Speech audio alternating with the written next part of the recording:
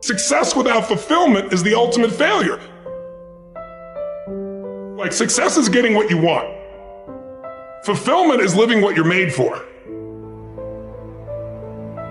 Fulfillment and success, they're not even the same universe. People ask me all the time, what does it take to be happy? And I always tell them it's really simple. One word, progress. Progress equals happiness. If you keep growing, you're gonna feel alive. And if you keep growing, you're gonna have more to give. It doesn't matter how many statues, Oscars they give you, or Emmys, or how much money you have in the bank. We've all seen people have all those things, and I get the phone call because they're depressed, or somebody commits suicide in that area. It's really an inner game, and I think that's what's missing for us today. Everybody's focusing on the outside world, and hell, there's a lot of things in the outside world you'll never be able to control. You can influence, but you can't control it. This, your mind, your emotions, your body, you have 100% control over what you do with these things, and that's where the game is won. Win the inner game, then you win the outer game. But a lot of people spent their life trying to win the outer game, they won, and they're miserable.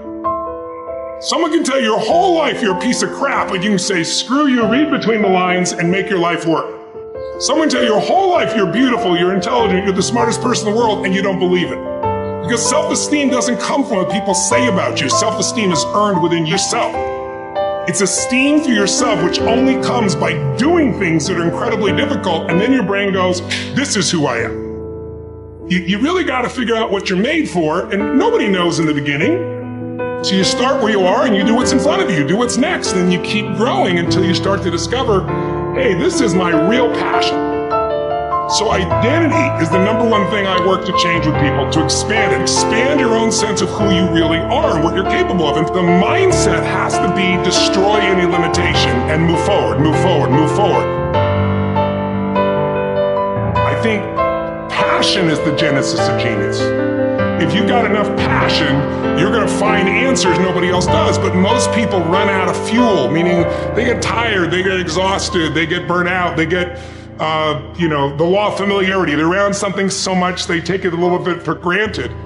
And I've managed to see something in myself that I found in every great leader that I've ever respected, and that is, I value intelligence immensely, but I know really smart people can't fight their way out of a paper bag pragmatically, right? What I see as the one common denominator of people that are successful over a lifetime is the sustained hunger. Hunger is the number one factor. You need to be good at pattern recognition, and that's what gets somebody strong at anything. I mean, you look at, why is Amazon doing so well? He realized one pattern was valued over anything else, convenience, right? If you look at Tom Brady, a friend of mine, he's got pattern recognition like nobody else at 43 years old. He's able to do things no one dreamed could be done. He's got more Super Bowl rings than any team. See, what do they see that none of us see? What's the pattern? Then you gotta learn pattern utilization. It's one thing to see it, it's another thing to use it. And then if you're good after a while, you get to pattern creation. It's like if you learn to play the piano, most people play other people's music, and then there's a point you've learned so much that you're able to create. It really comes down to anyone can learn anything if it's important enough to. So it's like my drive is not just for me. That wouldn't be enough because it's easy to meet your own needs. It's not that difficult. But if you can find something that you care about more than yourself, your daughter, your son, your family, your business, your mission, your community, whatever it is, that's really the secret to energy and vitality and strength and really learning. One of the things I want to do with people during this challenge is take things that seem so complex and make them so simple so you do it. Get it really simple, things you can do right now to change your life. You can go and experience it that day, and then you get momentum. Day 1, day 2, day 3, day 4, and all of a sudden now what used to be hard to do is easy to do. And I think for anyone, you gotta understand anyone can learn anything if you can just break it down to its simple core, and that's what I try to do most. And I'm just not willing to settle for a life without passion and aliveness. That's just like there's so much to learn, there's so much to grow, there's so much to give, and I'm wired to grow and give. And I think anybody who gets wired to grow and give is gonna have a really fulfilling life. It doesn't matter what you choose to do, you're gonna be alive. A year ago, people thought we were coming out of, we got vaccines now, and we're coming out of COVID, and it's going to be all over now. People are excited. But now, after going through 2 years of this, there's a lot of people now that no longer have a compelling future. Like, people talking about New Year's resolutions. Most people don't even have one. Because it's like, they never followed through anyway, right? But at least they had something to look forward to. They're starting to get into learned helplessness. Learned helplessness is when something is so bad over and over again, you start thinking the problem's permanent. No problem is permanent. Or you start thinking the problem's pervasive because I haven't handled my finances, my whole world's over. Or because my relationship's bad, my whole world's over. Your life is bigger than that. My goal right now is to shake that up for people. People need a new perspective, and you can't do it by just sitting and thinking. You gotta move your body. You gotta change your energy and your focus. But if I get you into a higher state of being, mentally, emotionally, physically, then all of a sudden you start remembering who you are and you start coming up with answers that you never even thought were possible before. The idea of remembering who you are is something incredibly powerful.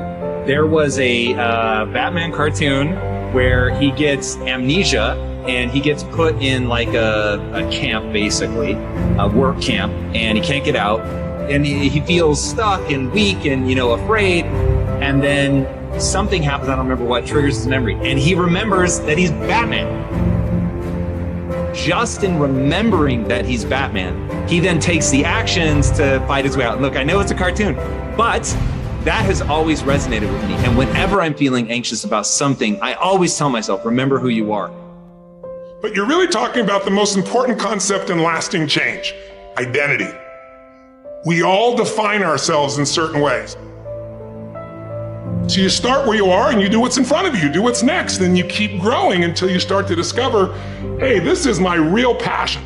And it can change. People go for 5, 6, 7 years and then they usually question their business, their career, their body, their relationships. And then one of two things happens. They change direction and feel renewed, or they go, no, I got a great deal here. What the hell's wrong with me? And they recommit and they get stronger. But that's life. And if you don't grow, I don't give a damn how much you got going for you, you're going to be miserable. I think as early on I realized, one of the things you have to understand about life is everything changes and everything ends. And that kind of sounds heavy on the front end, but it's a truth. If everything changes and everything ends, number one, it should make you appreciate what you have right now. And then my view is what's next is always better. If I make it so, it's my job to make it so. And I think that's how we have to navigate. But most of us have been conditioned not to take a risk. People ask me all the time, what does it take to be happy? And I always tell them it's really simple. One word, progress.